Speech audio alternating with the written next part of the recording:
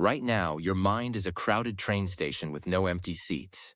You search for silence in a world designed to scream at you. But the quiet you crave isn't hiding on a mountaintop. It's buried under the noise you've mistaken for living. And what if I told you the volume knob for that noise is already in your hand, but you've never been shown how to turn it left? This isn't about escaping life. It is about rediscovering the room to breathe inside of it. We are walking through a blueprint to reclaim the stillness that modern habits have stolen from you. Section 1. Reclaim the vessel. Your body is the soil where the mind's garden grows. We chase complex philosophies, yet we starve the very engine that carries our awareness. Observe your machinery without flinching. Do you refuel it with rest, or do you run it on fumes of blue light and caffeine until the check engine light is screaming? The disconnect is this. You treat your physical form as a taxi for your head, but it is the entire ecosystem. A tense, depleted vessel breeds a paranoid, fractured psyche. A tired body whispers war to a peaceful mind. You wonder why your thoughts are a hornet's nest when you've given the nest a stick to swing at. Peace is a physical discipline before it is a spiritual one. Let's strip it down to the raw elements. First, sleep. The sanity reset. You wouldn't leave your computer on for days without a restart, yet you expect your neurology to perform miracles on 3 hours of restless half-consciousness. Without deep sleep, the emotional filter in your brain clogs. Minor slights become betrayals. Deadlines feel like funerals. Guard your bedtime like you guard your bank vault. Think about the last time you were truly sleep-deprived. A simple comment from a coworker felt like a personal attack. A small inconvenience became a reason to spiral. That's not the real you. That's a brain running on emergency power. When you sleep deeply and consistently, you wake up with emotional shock absorbers intact. The bumps in the road stay bumps instead of feeling like craters. Create a ritual around sleep. Dim the lights an hour before bed.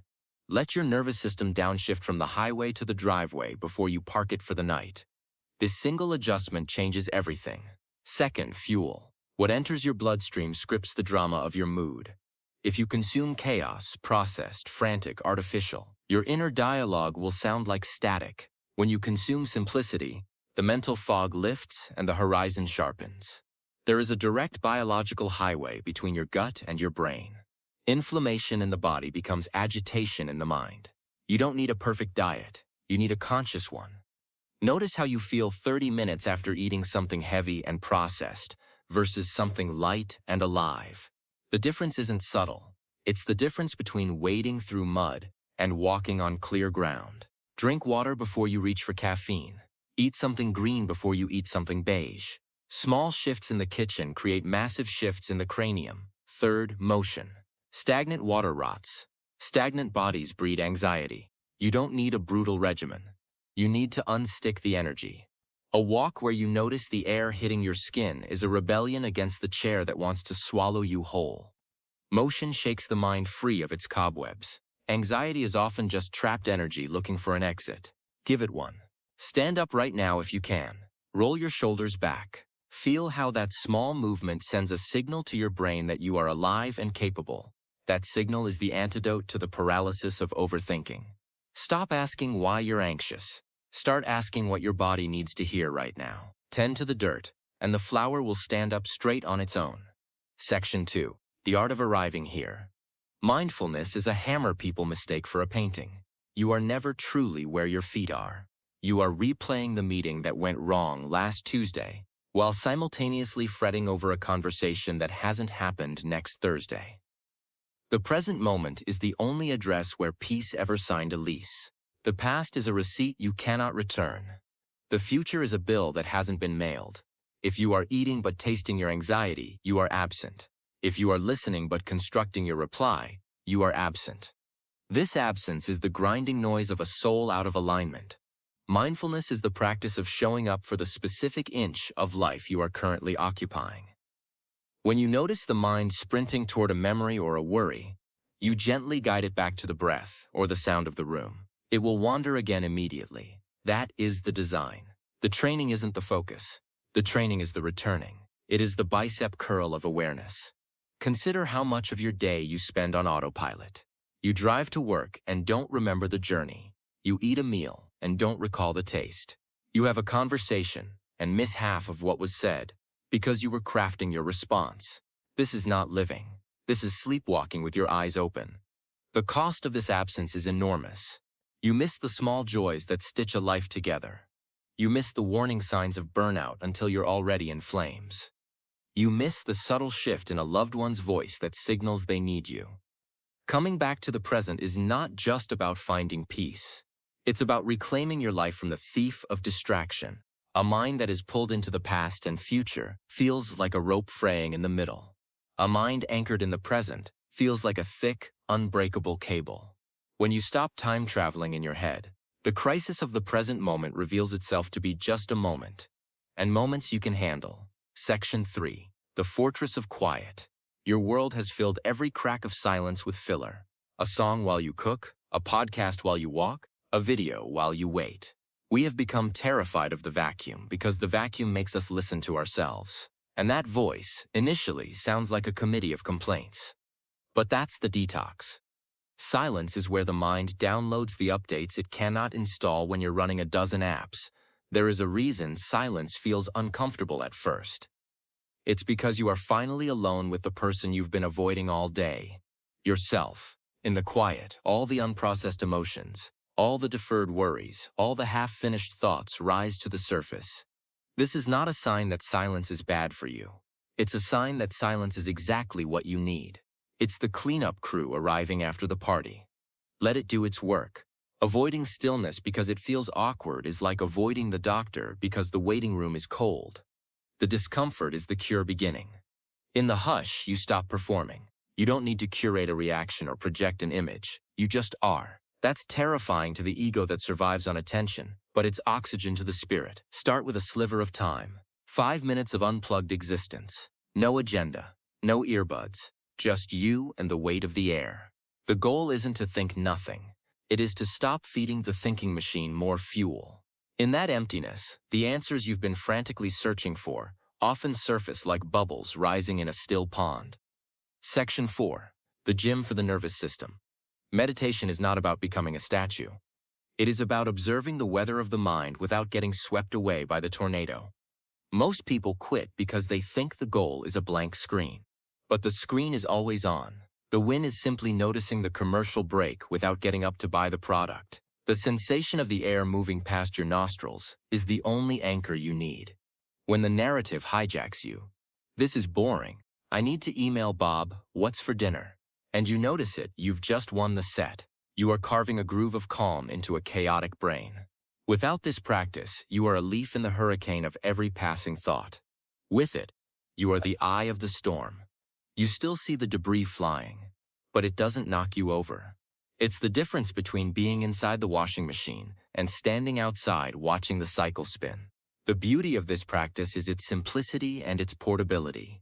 You don't need a cushion or a candle or a special room. You can do it waiting in line at the grocery store. You can do it sitting in traffic. You can do it in the 30 seconds before a difficult conversation. The breath is always with you. It is the one constant companion you have from birth to death.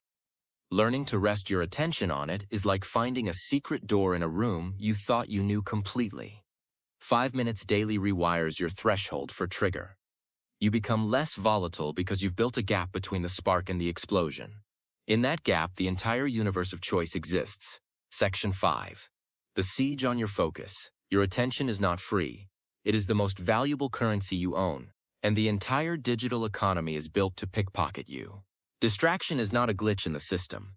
It is the business model. Every ping, every vibration, every algorithmic suggestion is a tiny thief stealing seconds of your sanity. A mind that is jerked around by 1,000 digital strings cannot hold a single note of peace. You must become a tyrant about your perimeter. Peace requires a fortress, not a public park. What would happen to your internal state if you treated your phone like a landline? A tool you visit for specific tasks rather than a parasite attached to your palm. The silence that follows the removal of notifications isn't emptiness. It's breathing room. A calm life is a life with locked gates. Think about the last time you sat down to do something meaningful and ended up scrolling for 45 minutes. You didn't choose that. You were led there by designers who are very good at their jobs.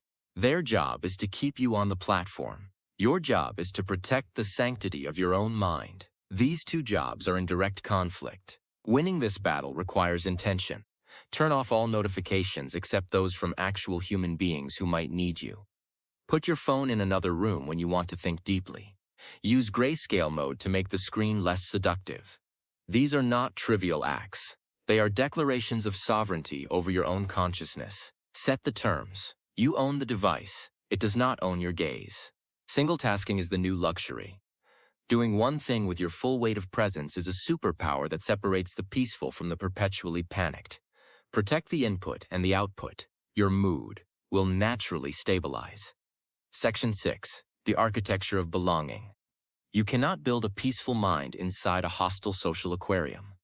We are starving for connection while drowning in contacts. It's a peculiar loneliness where the friends count is high, but the rescue line is empty. The people you allow to orbit your energy determine the gravitational pull on your heart. Some relationships are lighthouses, others are shipwrecks.